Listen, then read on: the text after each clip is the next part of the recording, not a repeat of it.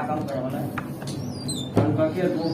কি ব্যাপার ভাই যত কিছুই করি কর্ম কিন্তু করতে হবে, কর্ম ছাড়া কোনো উপায় নাই।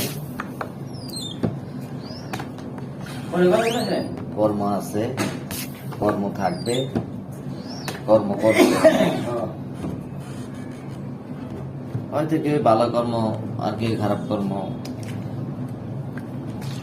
কর্ম করতে হবে ভাই, কর্ম ছাড়া কোনো উপায় নেই। যে যেটা পেশা ওইটা করতে হবে,